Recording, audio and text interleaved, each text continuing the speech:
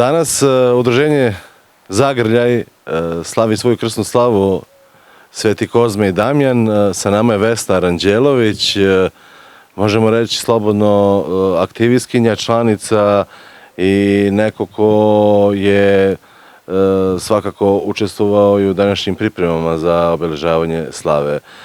Srećna vam slava! Hvala vam puno, hvala što ste došli. Danas slavimo 20 godina obeležavanja Svetog slave Svetog Kozmana i Damjana i okupili smo se danas ovde roditelji, volonteri, svi koji nam dođu u ispomoć i deččica naša naravno, da proslavimo današnji dan u radosti i veselju.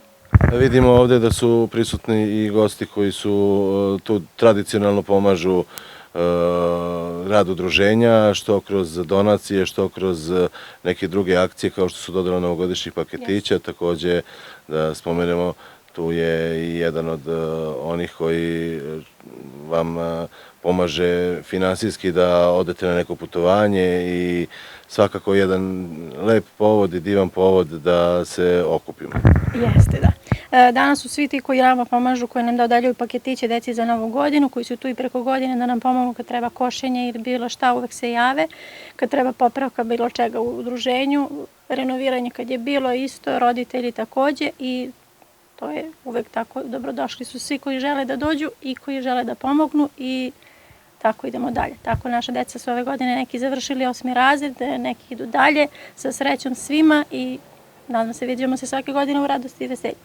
Od ovih 20 godina, koliko ste godina prisutni u udruženju? Ja sam ovde 9 godina. Recite mi, šta je u ovom trenutku ono što, ako biste posmatrali svih ovih 9 godina vašeg prisustva, šta je ono što predstavlja udruženje Zagrljaj i Topole? Podrška, ogromna podrška za roditelje, neka budućnost naše dece koja mogu, koja ne mogu dalje, da se to preispita, da nam pomognu, da nam uvek izađu u susret, da nas usmere na pravi put i tu su stvarno uvek za svaki razgovor i saradnici i psiholog i defektolog i opština je uvek tu da nam izađe u susret u vezi nekih putovanja, finansijskih sredstava i to.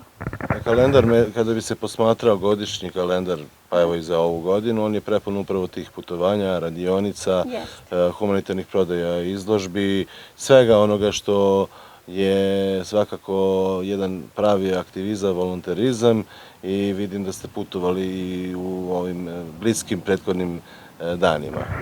Pa jesmo, da, i imat ćemo sada, decu ćemo voditi na bazene, što nam izađe u susret svake godine nam bazeni određeni daju slobodan ulaz za našu decu, određenim radnim danima i to nam mnogo znači da deca se malo opuste, da se okupimo ponovo i takvim povodima, jer s ponedeljkom i četvrtkom imamo radionice s decom ovde, a drugim danima gledamo da ih izvedemo negde u van prirode i tako to.